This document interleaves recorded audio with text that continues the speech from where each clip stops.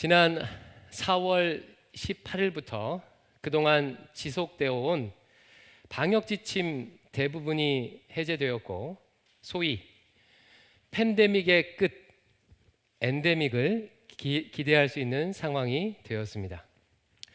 교회는 코로나19 시기를 보내면서 큰 어려움을 겪었던 곳 중에 하나죠. 외부적으로는 바이러스를 전파하는 곳이라는 비판을 받기도 했었고요. 내부적으로는 2년 이상을 비대면 상황에서 사역해야 하는 어려움도 겪었습니다. 그러나 이런 어려움에도 불구하고 이번 코로나19를 통해서 한편으로는 정말 많은 것들을 보고 깨닫고 생각할 수가 있었습니다. 그래서 저는요, 오히려 이 부분이 정말 감사합니다. 코로나19 시기를 보내면서 그동안 당연히 여겨왔던 것들에 대해 질문하게 되었지요. 온라인 예배를 드릴 수밖에 없는 상황에서 예배란 무엇인가? 라고 질문했습니다. 사회의 비난 속에서 교회가 이 땅에서 어떤 모습을 해야 하는가? 라는 질문도 했습니다.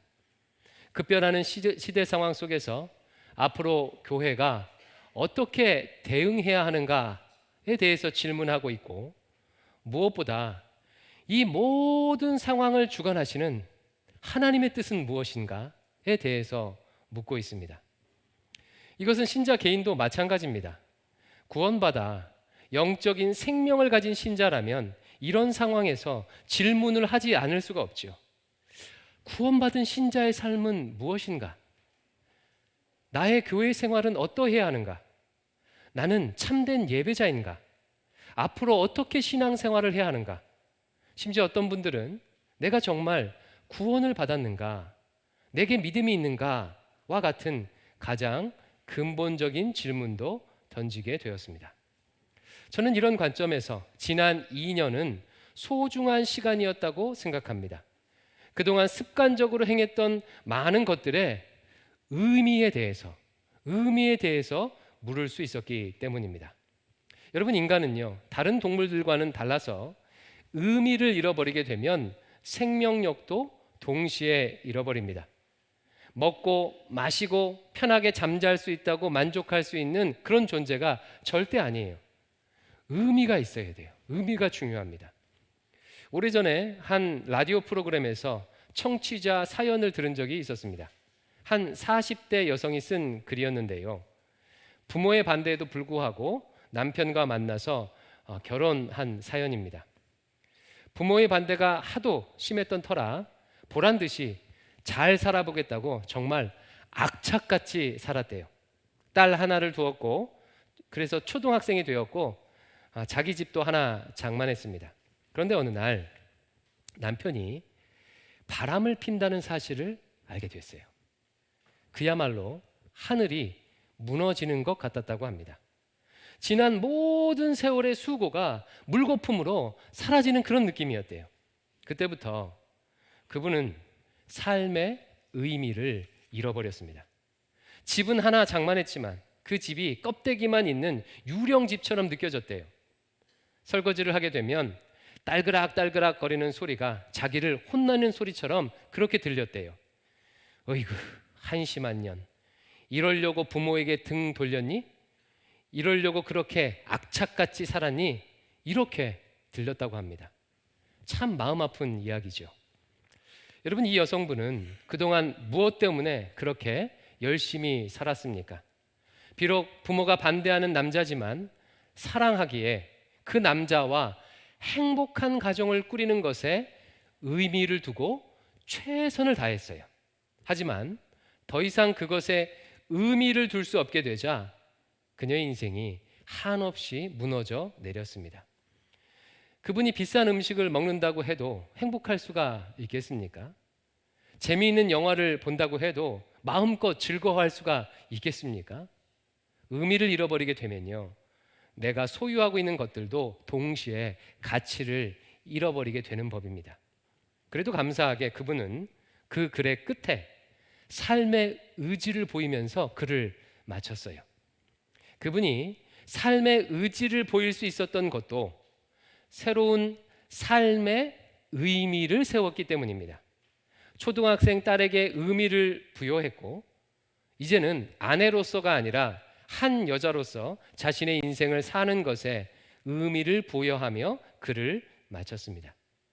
의미가 생기게 되니까 삶에 다시 생명력도 생겨나게 된 것이죠. 저는 이번 코로나19가 우리 신앙생활의 많은 부분에 의미를 되돌아볼 수 있도록 기회를 주었다고 생각하고 그러기에 감사한 거예요. 예를 들어서 우리 이번 이 코로나 시기를 보내면서 교회의 건물이라는 것이 우리가 그동안 생각했던 것보다 의미가 더 적을 수 있다는 것을 확실히 알게 됐죠. 팬데믹으로 인해서 사람들이 현장에 모일 수 없게 되면 건물은 무용지물일 수 있다는 것을 확실히 깨달았습니다. 또한 화려한 건물이 없이도 많은 사람들이 동시에 온라인으로 함께 예배할 수 있다는 경험도 건물에 대한 의미 부여를 아주 작게 만들어 주었습니다. 신자 개인으로 예를 들면 이럴 수 있을 것 같아요. 만약 어떤 신자가 교회 중직자인데 이번 코로나 시기 동안 깊은 영적인 침체를 겪었다고 가정해 보겠습니다. 그러면 그분은요, 자신에게 부여된 장로, 권사, 안수집사라는 타이틀이 자신의 신앙을 조금도 보장해 주지 않는다는 것을 발견하게 됩니다. 직분이 생각만큼 크게 의미 있는 것이 아닌 것을 깨닫게 되는 것이죠. 이처럼 코로나19는요, 교회와 우리 자신에게 근본적인 질문을 던지도록 도와주었고 무엇이 진짜 의미 있는지를 성찰해 보도록 도와주었습니다. 때문에요, 목회자로서 저는 이 팬데믹의 끝, 엔데믹을 맞이하면서 다음과 같은 것을 염려해요. 제가 염려하는 것은 예전의 모습으로 돌아가지 못하면 어떻게 하나라는 점이 아닙니다. 오히려 정반대예요. 하나님께서 그동안 큰 소리로 지난 2년 동안 우리에게 말씀해 주셨는데 다시 예전의 모습으로 돌아가려고만 하면 어떻게 하나, 이런 우려가 제 안에 있습니다. 그래서 회복이라는 단어를 사용할 때도 굉장히 조심스럽습니다. 그 회복이 과거로의 회귀라는 의미로 이해될까 봐 조심스러운 거예요. 우리가 무엇을 회복해야 한다면 예전의 모습을 그대로 회복하는 회복이 아니라 하나님께서 그동안 깨닫게 해주셨던 진짜로 추구해야 할 의미, 즉 신앙의 본질을 회복하는 회복이어야 할 것입니다. 만약 그렇지 않고 단지 과거로만 회귀하려고 한다면 지난 2년은 낭비된 시간이 될 것입니다. 그러므로 엔데믹을 기대하는 이 회복의 시기에 무엇에 의미를 두고 신앙을 회복해야 할지 그 방향을 설정하는 것은 매우 중요하겠죠. 저는 오늘 지난 며칠 동안 함께 묵상했던 요나서 말씀을 통해서 우리가 무엇을 회복해야 하는지, 다른 말로 무엇에 의미를 두며 이 회복의 시기를 맞이해야 하는지 나누어 보고자 합니다. 오늘 본문 1절과 2절을 함께 읽어볼게요. 같이 읽습니다. 시작. 여호와의 말씀이 아미떼의 아들 요나에게 임하니라 이르시되 너는 일어나 저 큰 성읍 니느웨로 가서 그것을 향하여 외치라. 그 악독이 내 앞에 상달되었음이니라 하시니라. 아멘. 아미떼의 아들 선지자 요나에게 하나님의 말씀이 임합니다. 아수르의 수도 니느웨의 악이 얼마나 컸던지 하나님께서 그들을 벌하시기로 작정하셨고 요나를 통해서 심판과 회개의 메시지를 전하고자 하셨어요. 그런데 뜻밖의 상황이 펼쳐집니다. 3절이에요. 3절을 읽습니다. 시작. 그러나 요나가 여호와의 얼굴을 피하려고 일어나 다시스로 도망하려 하여 욥바로 내려갔더니 마침 다시스로 가는 배를 만난지라. 여호와의 얼굴을 피하여 그들과 함께 다시스로 가려고 뱃삭스를 주고 배에 올랐더라. 하나님의 말씀을 받은 선지자 요나가요, 하나님의 부르심을 거부하고 도망을 가는 거예요. 성경은 여호와의 얼굴을 피하려고 라는 말을 2번 연속해서 사용하므로 요나가 매우 적극적으로 하나님께로부터 도망갔음을 강조합니다. 요나는요, 니느웨와는 정반대인 다시스라는 도시로 도망가기 위해 욥바 항구로 갔고 마침 만나게 된 다시스행 배를 타게 됩니다. 사진을 하나 보여주십시오. 자, 5시 방향에 예루살렘 보이시지요? 거기서 요나가 있었어요. 왼쪽 3시 방향에 있는 니느웨 성으로 가라는 명령을 받았습니다. 하지만 정작 요나가 간 곳은 어디예요? 정반대 9시 방향에 다시스로 향했습니다. 지금의 스페인 지역의 한 도시지요. 당시의 다시스는요, 땅끝이라고 여겨졌던 도시입니다. 여러분, 지금 요나는요, 하나님의 명령을 피해서 어디로 가고 있습니까? 정반대로 도망가고 있는 거예요. 내려주셔도 좋습니다. 그 이후의 이야기를 요약하면 이렇습니다. 하나님께서 도망가는 요나를 그냥 놔두시지 않고 큰 폭풍을 일으켜 배가 난파될 지경이 됩니다. 선원들이요, 어떻게 해서든 배를 살려보려고 안간힘을 쓰고 애를 썼어요.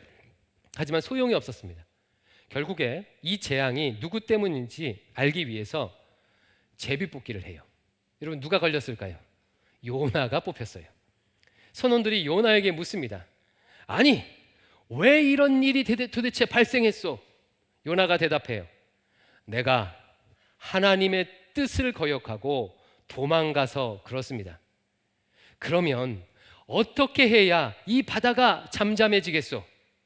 나를 바다에 던지면 잠잠해질 것입니다. 그러나 선원들은 어떻게 해서든 배를 육지에 대려고 노력했습니다. 하지만 실패했고 어쩔 수 없이 요나를 바다에다가 던져버려요. 커다란 물고기가 나와서 요나를 삼키고 바다는 잠잠해졌습니다. 여러분, 굉장히 재밌는 얘기죠, 그렇죠? 그런데요, 이 이야기는요, 신자의 삶에서 벌어지는 여러 가지 사건들 중에서 무엇이 본질이고 무엇이 비본질인지, 무엇이 더 의미가 있고 무엇이 덜 의미가 있는지를 아주 명확하게 보여주는 이야기예요. 자, 여러분, 지금 요나에게 일어난 여러 가지 일들 중에서 가장 본질적인 문제는 무엇인지 다음의 예에서 한번 골라보십시오.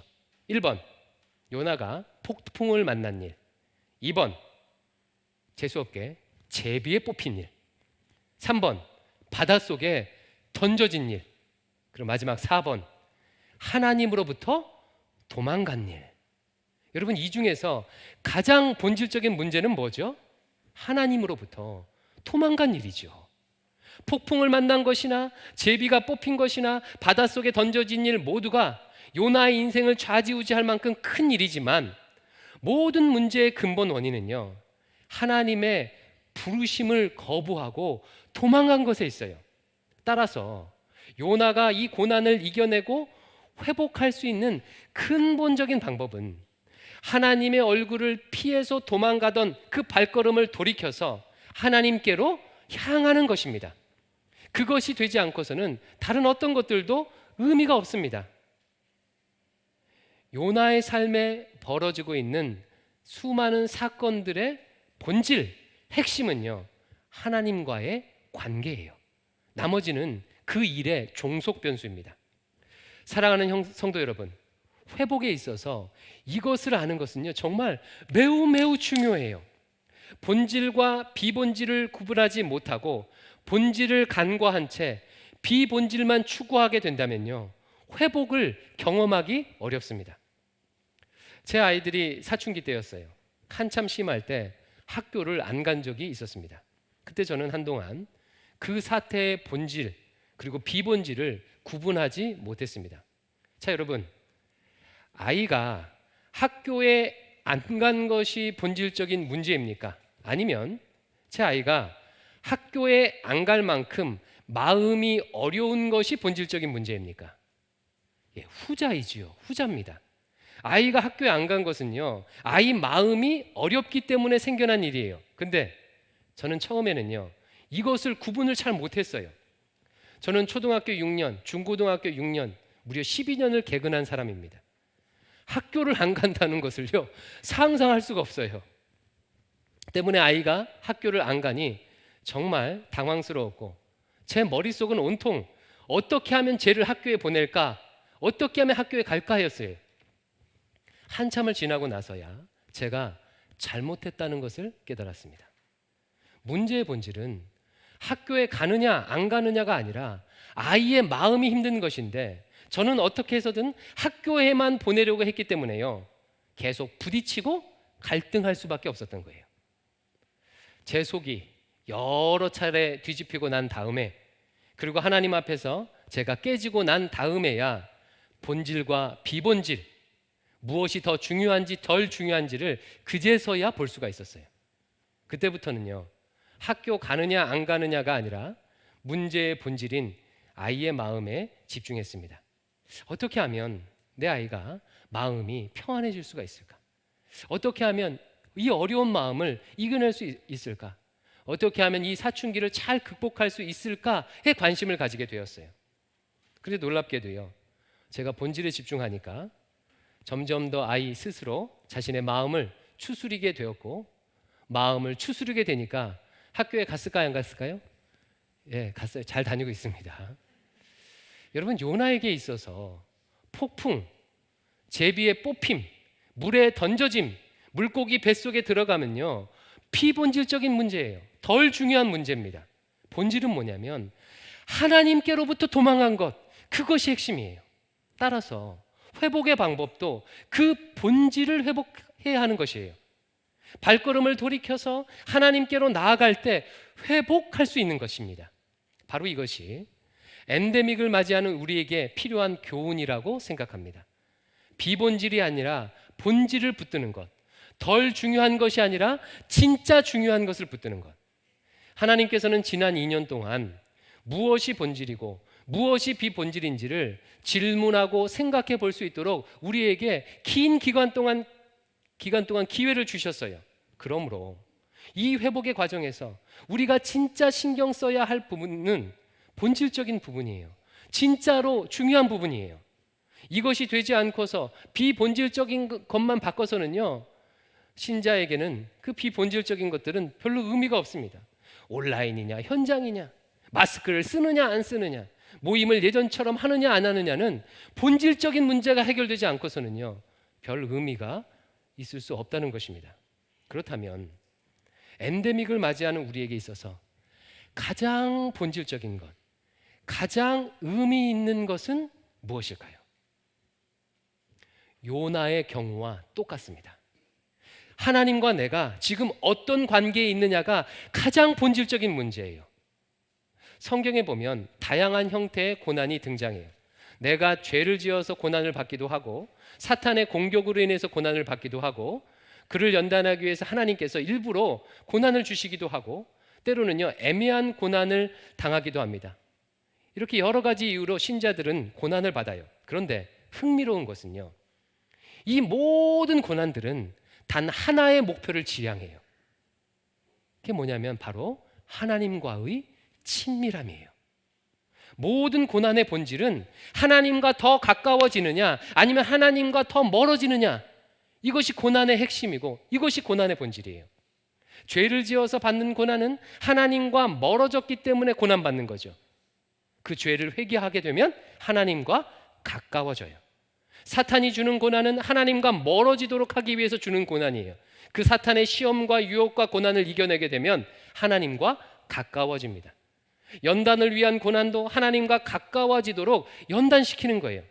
따라서 어떤 원인의 고난이든지 신자가 그 고난을 통해서 하나님과 가까워지고 있다면요, 그 고난을 잘 통과하고 있는 거예요. 회복하고 있는 것입니다. 반대로요, 그 고난이든지 유혹이든지 그것으로 말미암아 하나님과 점점 더 멀어지고 있다면 그는 지금 영적으로 위기의 상황에 있는 것입니다. 그러므로 엔데믹을 맞이하면서 우리가 추구해야 할 회복의 방향, 목표, 기준은 한 가지예요. 하나님과 더 가까워지는 것입니다. 우리가 가장 의미를 두어야 할 것은 하나님과의 친밀함이에요. 하나님과의 친밀함이라는 이 본질을 위해서 다른 비본질적인 것들을 재편하는 방식으로 그렇게 회복하면 되는 거예요. 예를 한번 들어볼게요. 예를 들어서 코로나19 이전에 교회에서 봉사를 한 서너 개 정도 했던 어떤 집사님이 있다고 가정해 보겠습니다. 이분은 봉사를 많이 하는 것에 의미를 두셨던 분이지요. 그런데 코로나19 시기를 보내면서 자연스럽게 봉사 횟수가 줄어들었어요. 그리고 좀 더 여유로워진 시간에 교회에서 하는 말씀 묵상 운동에 동참하게 되었습니다. 그러자 오히려 한두 개 봉사에 집중하면서 열매도 더 커지고 말씀이 내 안에 채워지니까 하나님과 더 가까워지는 게 되는 것을요, 지난 2년 동안 경험했다고 가정해 보겠습니다. 그러면 이분은 코로나가 종식되고 엔데믹을 맞이해서 어떻게 신앙생활을 재편하면 되겠어요? 하나님께서 그동안 깨닫게 해주신 대로요, 봉사는 좀 줄이고 하나님의 말씀을 더 깊이 묵상함으로 하나님과 더 가까워지는 방향으로 회복하면 되는 것이죠. 또 다른 예를 들어볼게요. 지난 2년 동안 주로 온라인으로만 예배하고 교회 모임에 또 나가지 않다 보니까 점점 더 하나님과 멀어진 어떤 신자가 있다고 가정해 보겠습니다. 이분은 어떤 방법으로, 어떤 방향으로 회복하면 되죠? 하나님과 더 가까워지는 방향으로 회복하면 돼요. 자신이 아직은 영적으로 자립할 수 없음을 인정하고 교회의 도움을 받아야 합니다. 하나님과 가까워짐이라는 본질을 위해서 삶의 방식들을 바꾸고 재편해야 돼요. 온라인이 아니라 현장에 나와서 예배해야 되고 소그룹에도 속하고 훈련도 받아야 합니다. 하나님과의 친밀함, 바로 이것이 신앙생활의 회복의 기준이자 방향입니다. 그런데 여러분, 이렇게 듣고 나니까 회복의 방향이 매우 단순하고 분명하지 않습니까? 어떤 상황이든 상관이 없어요. 어떤 고난이든 상관이 없어요. 하나님과 더 가까워지는 방식으로, 하나님과 더 친밀해지는 방향으로 내 삶을 만들어 나가면 되는 거예요. 굉장히 심플하죠. 하지만 이상하게도요, 이렇게 명확하고 분명한 방향이 어떤 분들에게는요, 참 어렵고 복잡한 경우가 많이 있습니다. 지금 요나가 그래요. 여러분, 요나는 어떻게 하면 당장이라도 회복할 수 있지요? 하나님의 얼굴을 피해서 도망가던 걸음을 멈추고 돌이켜서 하나님을 향하면 돼요. 하나님께 나아가면 됩니다. 근데 그렇게 하지 않았습니다. 그렇게만 하면 모든 은혜를 누릴 수 있는데 그렇게 하지 않았어요. 이 본질적인 방법을 피하게 되니까요, 인생이 복잡해지기 시작해요. 인생이 어려워지기 시작해요. 하나님께로부터 도망감으로 자기 인생의 폭풍, 제비 뽑힘, 바다에 빠짐, 물고기 뱃속에 들어감이라는 아주 복잡한 과정을 겪어요. 여러분, 도대체 무엇 때문에 요나는 자신의 인생을 이렇게 복잡하게 만드는 것일까요? 1절에서 3절 상반절 다시 한번 읽어볼게요. 시작. 여호와의 말씀이 아미떼의 아들 요나에게 임하니라. 이르시되 너는 일어나 저 큰 성읍 니드웨로 가서 그것을 향하여 외치라. 그 악독이 내 앞에 상달되었음이니라 하시니라. 그러나 요나가 여호와의 얼굴을 피하려고 일어나 다시스로 도망하려 하여 욥바로 내려갔더니, 여러분, 이 부분을 보면요, 특별한 점이 하나 있습니다. 선지자 요나가 하나님의 명령을 거부하고 도망했다고 말하고 있는데 그 이유는 가르쳐 주지 않고 있어요. 왜 도망했는지는 지금 쓰고 있지 않습니다. 성경이 설명하지 않는다면 이유는 둘 중에 하나예요. 그것이 별로 중요하지 않기 때문이거나 혹은 말하지 않아도 독자들이 이미 다 알고 있는 사안이기 때문에 그래요. 이 경우는 후자입니다. 이 글을 읽는 독자들이 왜 요나가 하나님의 부르심을 거부했는지 다 알고 있었어요. 이 글의 1차 독자들은 이스라엘 백성들이었죠. 그리고 이스라엘 사람들이라면 누구나 다 니느웨에 대한 적대적인 감정을 가지고 있었어요. 니느웨는 아수르의 수도였고 아수르는 이스라엘을 계속해서 침략하며 괴롭히던 민족이었습니다. 나중에는 아예 북이스라엘을 멸망시킨 나라예요. 마치 우리에게 일본과 같은 나라죠. 요나는 그 원수 같은 니느웨에 회개와 심판의 메시지를 전하는 것이 너무나도 싫었던 거예요. 요나는 하나님께서 그들을 용서해 주실 수 있는 자비로운 분임을 알았어요. 원수를 향한 하나님의 자비가 못마땅하고 받아들이기 싫었습니다. 즉 요나를 하나님의 얼굴을 피하여 도망하도록 만든 것, 그래서 요나의 인생을 복잡하게 만든 것, 겪어도 되지 않을 폭풍을 경험하고 물속에 빠지고 물고기 뱃속에까지 들어가게 만든 그런 것은요, 요나 안에 있는 적국에 대한 분노, 국수주의였습니다. 우리도 마찬가지예요. 하나님께서는 우리에게도 회복의 방향을 분명하게 제시해 주십니다.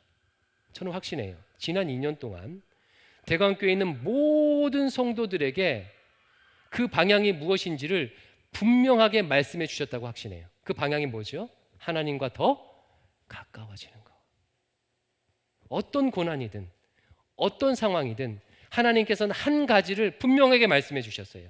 하나님과 가까워지는 것. 그런데 이렇게 명료한 길을 복잡한 길로 만드는 것은요, 우리 안에 있는 무엇 때문이에요? 요나에게 있었던 국수주의 같은 것이 우리 안에 있기 때문입니다. 그러므로 회복을 위해서는요, 반드시 나와 하나님 사이를 가로막는 내 안에 그 무엇이 무엇인지를 알아야 돼요.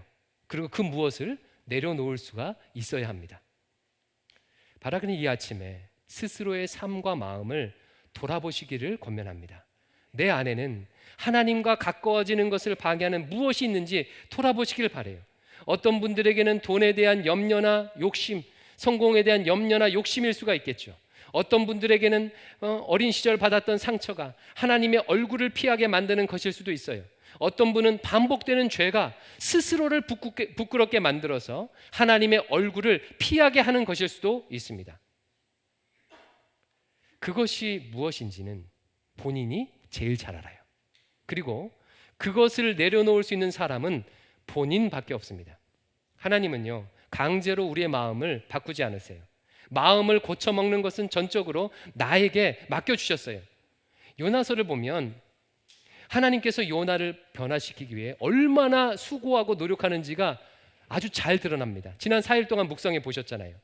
하나님께서 요나에게 메시지를 전하기 위해서 세상 만물을 다 동원하셔요. 폭풍, 바다, 선원들, 커다란 물고기, 니느웨 백성들, 박넝쿨, 벌레 등을 동원하셔서 요나의 마음을 돌이키기 위해 최선을 다하십니다. 하지만 하나님께서 직접 건드리지 않는 한 가지가 있어요. 요나의 자유의지만은, 요나의 선택만은 조금 더 건드리시지 않으셨어요. 하나님이 부르시는 음성을 듣고 쓸데없는 국수주의를 내려놓고 하나님께로 돌아설지 말지는 오롯이 요나의 몫입니다. 하나님께서는 코로나19라는 바이러스를 통해서, 또 온라인, 또 비대면 상황, 또 각자의 처한 상황들을 통해서 하나님께 가까이 오라고 그동안 우리에게 충분히 말씀해 주셨습니다. 정말 충분히 말씀해 주셨어요. 심지어는 오늘 아침 이렇게 저를 통해서도 말씀하고 있지 않습니까? 그 하나님의 부르심에 응답하여 하나님과 나 사이를 가로막고 있는 그 무엇을 내려놓고 하나님께 가까이 나아갈 것인지 아닌지는 오롯이 우리 자신의 몫입니다. 말씀을 정리합니다. 엔데믹, 이 회복의 시기, 회복의 방향은요, 여러분 분명하죠. 어떻게 해요? 하나님과 더 가까워지는 방식으로 그렇게 삶을 재편하시면 돼요. 멀어지는 방식이 아니라요.